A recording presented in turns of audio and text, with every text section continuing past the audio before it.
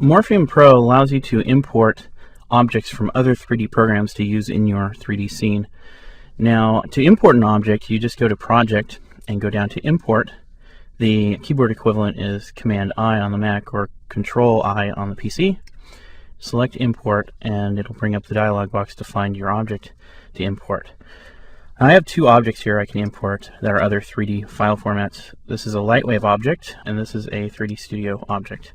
I'm going to go ahead and import the Lightwave object here. So I just select it and open it.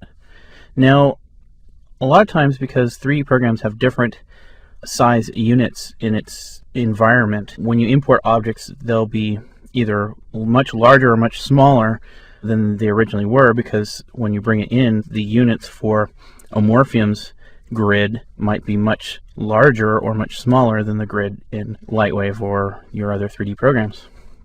So when I imported this object, you can see this little greenish object down there, and that's really tiny.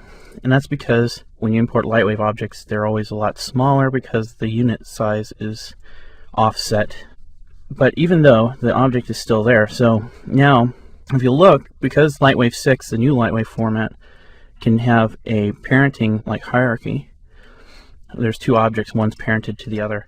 So when you do import objects, if the file format like Lightwave 6 and higher, 3D Studio files and electric image files will come in with parenting if it was in the object format.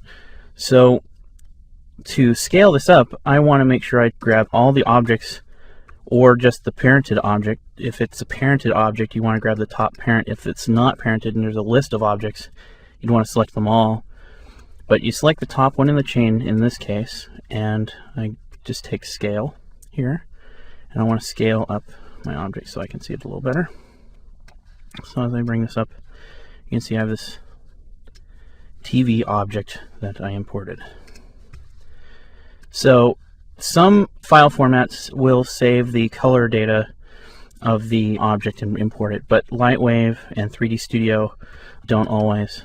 In some cases they do. I think the older Lightwave format may, but a lot of times it just comes in as a solid color, so you have to color it again in Amorphium to get the color that you want. But as far as texture mapping, if the file format supports UV mapping like I believe Lightwave 6 does, it'll retain that mapping. So if you were to bring in the texture you had from Lightwave and add it as a material to the object, then it would match again. But in most cases it won't bring it in, so you have to retexture your objects in Amorphium if they were textured in another 3D program.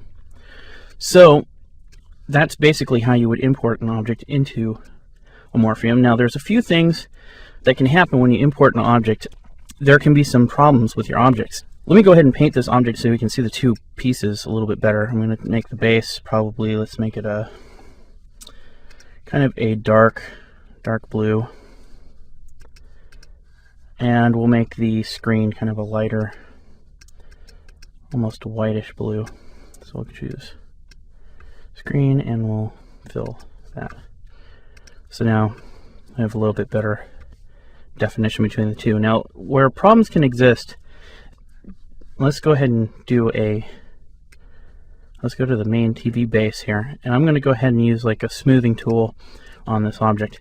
Now as I start to smooth, you can see where there's gaps between where the polygons meet, and it's causing this hole to happen.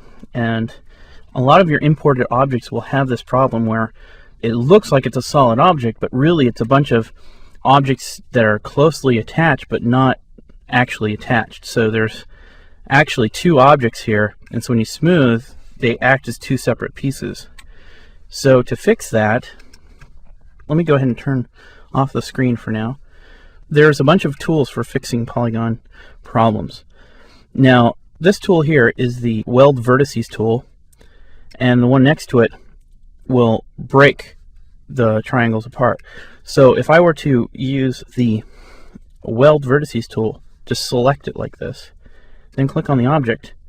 Now what it's done is it's actually attached all those vertices together. So if I come back into tools now and want to distort this at all, like if I use the smoothing tool and smooth it, now it's one object, and so you can see I'm smoothing away those rounded edges. Or if I were to go into, say, effects here and want to make it more cartoony and do something like a distort to the monitor here, or the TV, that it has now been stitched together. Those points have been kind of glued together so that it is one object now, and it is one fully attached. All the triangles are fully attached.